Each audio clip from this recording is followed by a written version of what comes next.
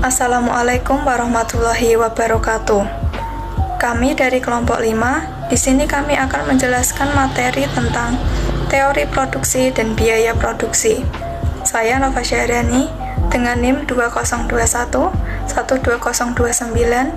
akan menjelaskan bentuk-bentuk organisasi perusahaan. Organisasi perusahaan terbagi menjadi 3 bentuk pokok. Yang pertama adalah perusahaan perseorangan. Perusahaan perseorangan adalah perusahaan yang terbanyak jumlahnya dalam setiap perekonomian. Keuntungan terpenting dari perusahaan ini adalah pemilik usaha memiliki hak sepenuhnya dalam menjalankan usahanya dan dapat mengambil keputusan yang dianggapnya menguntungkan bagi perusahaannya. Contoh dari perusahaan perseorangan adalah seperti toko makanan dan toko minuman. Yang kedua adalah firma. Firma atau perusahaan perkongsian adalah organisasi perusahaan yang dimiliki oleh beberapa orang yang sepakat dalam menjalankan perusahaan secara bersama dan membagi keuntungannya secara bersama. Contoh firma yang ada di Indonesia adalah seperti firma hukum, firma Diodora, dan masih banyak lagi. Yang ketiga adalah perseroan terbatas. Perseroan terbatas adalah badan hukum yang didirikan berdasarkan perjanjian melakukan suatu kegiatan dengan modal dasar yang terbagi sepenuhnya dalam saham. Dengan mengeluarkan saham dan menjualnya kepada publik, perseroan terbatas dapat mengumpulkan modal sebanyak yang mereka inginkan. Contoh perseroan terbatas adalah seperti PT Jarum, PT Indofood, PT Gudang Garam, dan masih banyak lagi. Selain 3 bentuk organisasi tadi, terdapat juga bentuk lain organisasi perusahaan. Yang pertama adalah perusahaan milik negara. Perusahaan milik negara atau biasa dikenal dengan Badan Usaha Milik Negara atau BUMN adalah perusahaan yang dikelola oleh negara. Perusahaan ini memiliki 50% saham yang dimana saham tersebut dimiliki oleh negara. Oleh karena itu, pengurus perusahaan ini dapat diangkat dan diberhentikan oleh pemerintah. Contoh BUMN seperti PT Pertamina, PT PLN, PT Telkom, dan lain-lain. Dan yang terakhir adalah perusahaan koperasi. Perusahaan koperasi adalah perusahaan yang didirikan bukan untuk mencari keuntungan, tapi melindungi kepentingan para anggotanya. Koperasi terbagi menjadi 3 jenis. Yang pertama adalah koperasi konsumsi.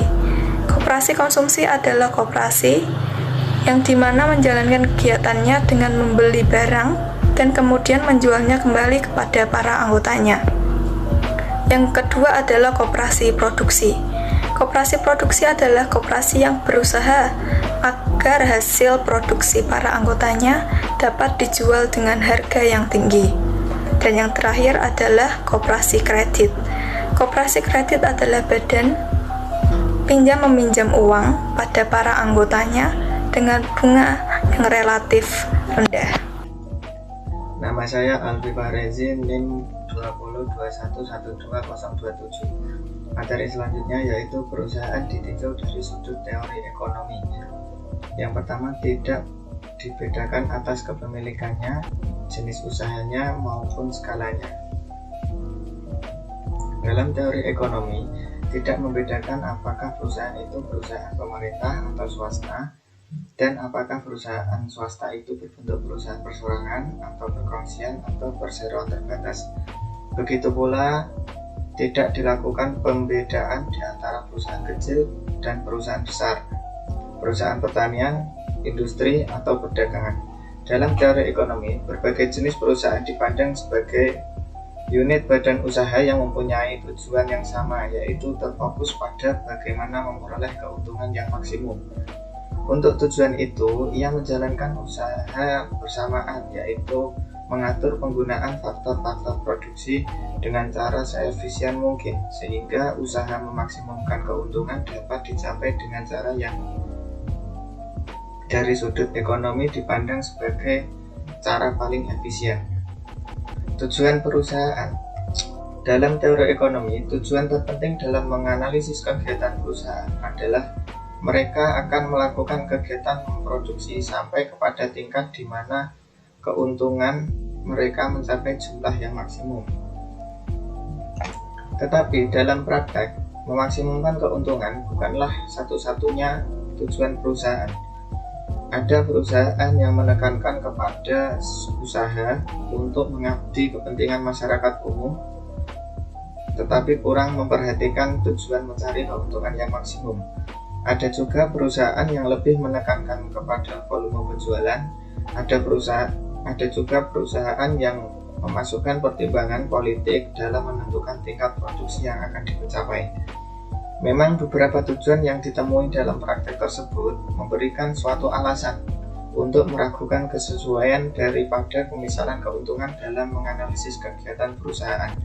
Tetapi di samping menyadari kenyataan tersebut, perlu juga diingat bahwa pada sebagian besar perusahaan, tujuan memaksimumkan keuntungan merupakan keuntungan yang paling penting.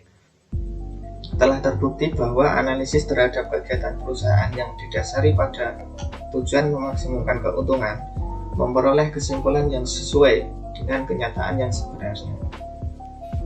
Cara mencapai tujuan memaksimumkan keuntungan keuntungan atau kerugian adalah perbedaan antara hasil penjualan dan biaya produksi. Keuntungan diperoleh apabila hasil penjualan melebihi dari biaya produksi, dan kerugian akan dialami apabila hasil penjualan kurang dari biaya produksi. Keuntungan yang maksimum akan dicapai apabila perbedaan di antara hasil penjualan dan biaya produksi mencapai tingkat yang paling besar. Dalam memecahkan persoalan ini, dua aspek harus dipikirkan, yaitu komposisi faktor produksi yang bagaimana perlu digunakan untuk menciptakan tingkat produksi yang tinggi, dan komposisi faktor produksi yang bagaimana akan meminimumkan biaya produksi yang dikeluarkan untuk mencapai satu tingkat produksi yang tertentu. Terminologi penting dalam teori produksi ada 4. Yang pertama adalah fungsi produksi. Fungsi produksi adalah hubungan di antara faktor produksi dan tingkat produksi yang diciptakan. Yang kedua adalah peminimuman biaya produksi. Di dalam memikirkan aspek yang kedua, yaitu menentukan komposisi faktor produksi yang akan meminimumkan biaya produksi, produsen perlu memperhatikan yang pertama, besarnya pembayaran untuk faktor produksi tambahan atau marginal cost. Yang kedua, besarnya tambahan hasil penjualan yang diakibatkan oleh tambahan faktor produksi tersebut. Prinsip yang harus dipegang oleh produsen adalah mengambil unit tambahan faktor produksi yang biaya per rupiahnya akan menghasilkan tambahan nilai penjualan yang maksimum. Yang ketiga adalah jangka pendek dan jangka panjang. Jangka pendek yaitu jangka waktu di mana terdapat sebagian faktor produksi yang jumlahnya dianggap tetap. Faktor produksi yang dianggap tetap biasanya adalah faktor modal seperti mesin-mesin dan peralatannya, alat-alat memproduksi lainnya, dan bangunan perusahaan. Sedangkan faktor produksi yang dimisalkan dapat mengambil perubahan adalah tenaga kerja. Dalam jangka panjang, semua faktor produksi dapat mengalami perubahan. Ini berarti bahwa dalam jangka panjang, setiap faktor produksi dapat ditambahkan jumlahnya jika memang hal tersebut diperlukan. Di dalam jangka panjang, perusahaan dapat menyesuaikan dengan perubahan-perubahan yang berlaku di pasar. Jumlah alat produksi dapat ditambah, penggunaan mesin-mesin dapat dirubah dan dipertinggi efisiensinya. Jenis-jenis barang baru dapat diproduksi dan teknologi produksi ditingkatkan. Terminologi dalam teori produksi yang terakhir adalah firma dan industri. Satu hal penting lain yang perlu diterangkan sebelum bahas teori produksi dan teori biaya adalah perbedaan di antara pengertian firma dan industri. Dalam teori ekonomi, firma atau perusahaan adalah suatu badan usaha yang menggunakan faktor-faktor produksi untuk menghasilkan barang-barang yang dibutuhkan masyarakat. Pada umumnya, dimisalkan firma itu menghasilkan satu jenis barang saja. Dalam teori ekonomi, istilah industri diartikan sebagai kumpulan firma-firma yang menghasilkan barang yang sama atau sangat bersamaan yang terdapat pada satu pasar. Sebagai contoh, kalau dikatakan industri mobil, maka yang dimaksud adalah berbagai perusahaan mobil yang ada dalam pasar yang sedang dianalisis. Sedangkan kalau dikatakan industri beras, maka yang dimaksudkan adalah seluruh produsen beras yang ada di pasar. Perkenalkan, nama saya Nurul Wawayuni, NIM 202112032. Di sini saya akan melanjutkan pembahasan materi yang sudah dijelaskan oleh pembicara sebelumnya. Fungsi produksi adalah fungsi matematika yang menghubungkan kuantitas output dengan input yang digunakan dalam proses produksi. Biasanya, ekonom menganggap modal dan tenaga kerja adalah satu-satunya input produksi. Fungsi tersebut mewakili batas output yang dapat diproduksi oleh produsen di setiap kombinasi input yang memungkinkan. Fungsi ini berguna untuk menentukan berapa banyak output yang harus mereka hasilkan, mengingat harga suatu produk. Dan untuk mencapai output tersebut, kombinasi input apa yang harus mereka gunakan. Persamaan umum untuk fungsi produksi adalah Q sama dengan F kali K LRT, di mana Q adalah jumlah output, L adalah tenaga kerja, K adalah modal, R adalah kekayaan alam, dan T adalah tingkat teknologi yang digunakan. Misal, dari persamaan tersebut, perusahaan dapat menghasilkan output sebesar 5 unit menggunakan 2 unit modal, 3 unit tenaga kerja. Ketika tenaga kerja ditingkatkan menjadi 5 unit, output meningkat menjadi 7 unit atau 2 unit meningkat. Selanjutnya, ketika modal ditingkatkan menjadi 5 unit, output meningkat sebesar 8 unit atau 3 unit meningkat. Perkenalkan, nama saya Rizky Zuniati, NIM 202112028. Teori produksi dengan satu faktor berubah. Teori produksi yang sederhana menggambarkan tentang hubungan di antara tingkat produksi suatu barang dengan jumlah tenaga kerja yang digunakan untuk menghasilkan berbagai produksi barang tersebut. Dalam analisis tersebut dimisalkan faktor-faktor produksi lainnya adalah tetap jumlahnya, yaitu modal dan tanah jumlahnya dianggap tidak mengalami perubahan. Ada juga teknologi dianggap tidak mengalami perubahan, dan satu-satunya faktor produksi yang dapat diubah jumlahnya adalah tenaga kerja. Hukum hasil lebih yang semakin berkurang menyatakan apabila faktor produksi yang dapat diubah jumlahnya atau tenaga kerja terus-menerus ditambah sebanyak 1 unit. Pada mulanya, produksi total akan semakin banyak bertambah, tetapi sesudah mencapai suatu tingkat tertentu, produksi tambahan akan semakin berkurang dan akhirnya mencapai nilai negatif. Sifat pertambahan produksi seperti ini menyebabkan pertambahan produksi total semakin lambat dan akhirnya ia mencapai tingkat yang maksimum kemudian menurun. Hukum hasil lebih ini tidak dapat dipisah-pisahkan dari teori produksi. Hukum tersebut menjelaskan sifat pokok dari hubungan di antara tingkat produksi dan tenaga kerja yang digunakan untuk mewujudkan produksi tersebut. Dengan demikian, hukum hasil lebih yang semakin berkurang menyatakan bahwa hubungan di antara tingkat produksi dan jumlah tenaga kerja yang digunakan dapat dibedakan menjadi 3 tahap. Tahap pertama yaitu produksi total mengalami pertambahan yang semakin cepat. Produksi kedua, pertambahan total bertambahnya semakin lambat. Tahap ketiga, pertambahan total semakin menurun. Dalam tabel tersebut dikemukakan bahwa suatu gambaran mengenai produksi suatu barang pertanian di atas bidang tanah yang tetap jumlahnya, tetapi jumlah tenaganya berubah-ubah. Dalam gambaran itu ditunjukkan bahwa produksi total yang ditunjukkan dalam kolom 3 mengalami perubahan yang semakin cepat. Apabila tenaga kerja ditambah dari 1 menjadi 2 dan 2 menjadi 3, maka dalam keadaan ini kegiatan memproduksi mencapai tahap pertama. Dalam tahap ini, setiap tambahan tenaga kerja menghasilkan tambahan produksi yang lebih besar dari yang lain. Kemudian, hubungan-hubungan yang baru saja diterangkan di atas dapat digambarkan secara grafik, yaitu seperti yang ditunjukkan dalam kurva tersebut. Kurva TP adalah kurva produksi total yang menunjukkan hubungan antara jumlah produksi dan jumlah tenaga kerja yang digunakan untuk menghasilkan produksi tersebut.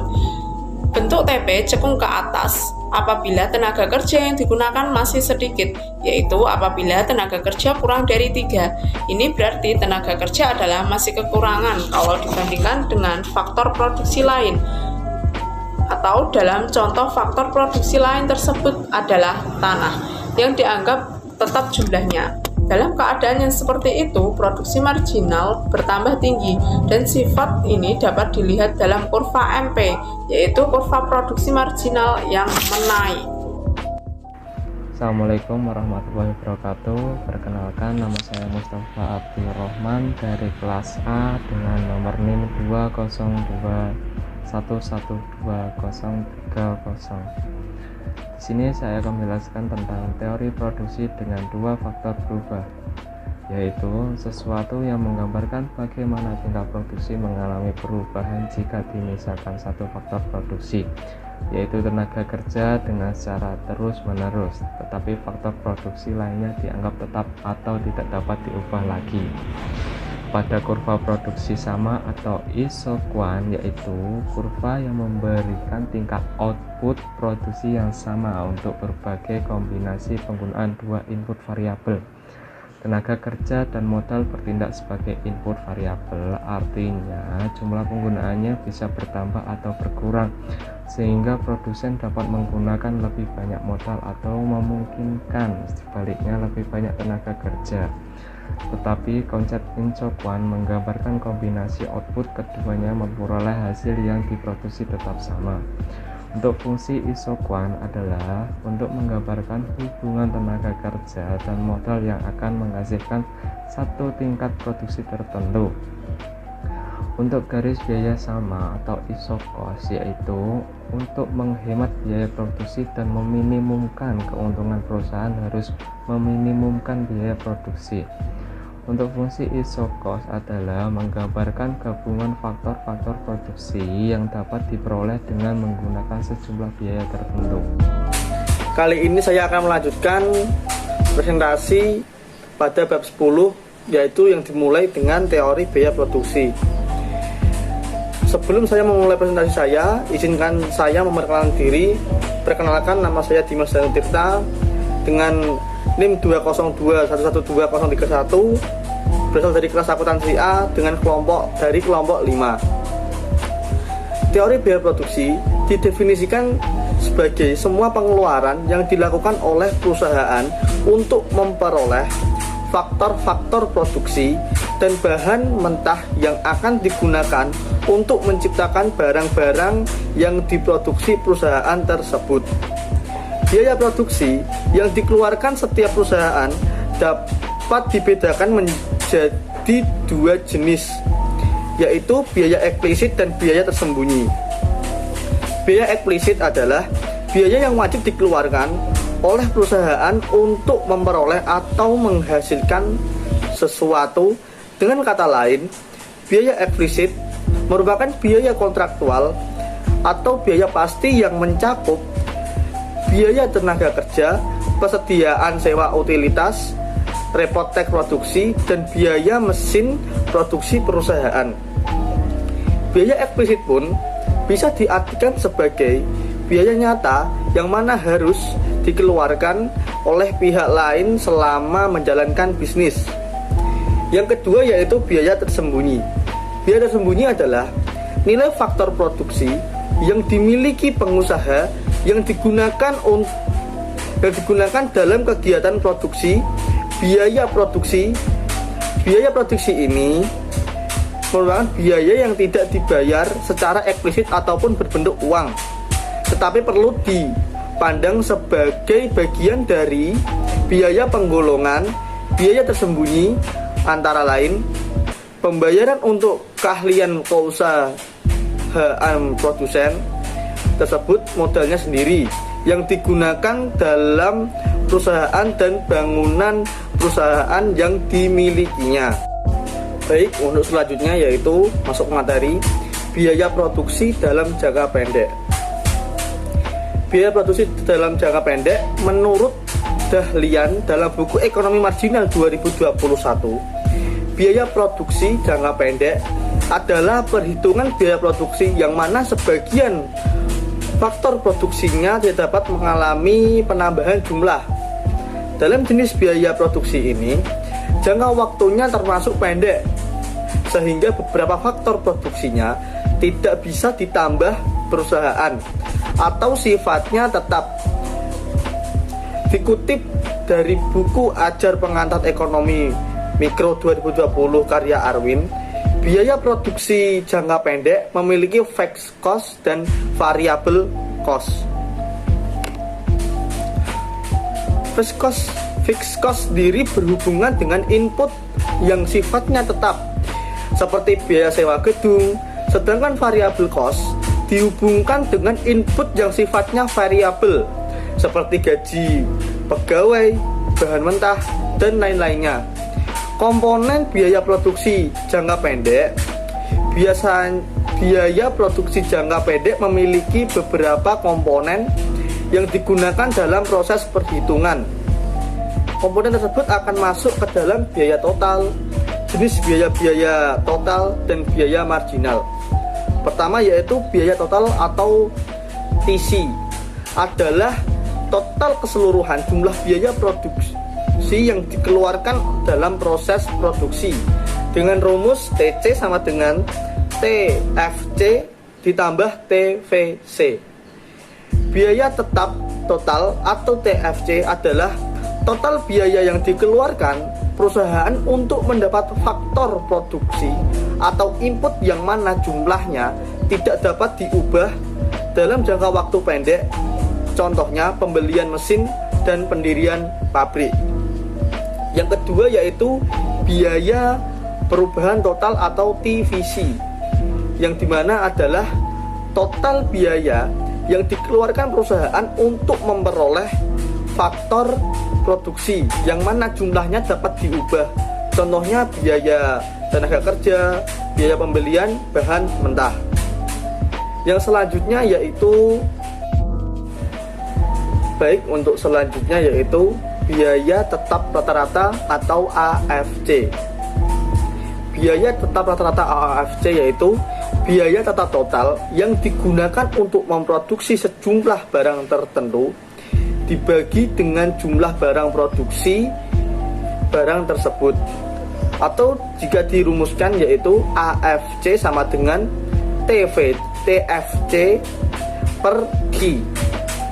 Yang selanjutnya yaitu biaya perubahan atau biaya berubah rata-rata atau disingkat AVC, adalah biaya berubah total yang digunakan untuk memproduksi sejumlah barang tertentu dibagi dengan jumlah produksinya.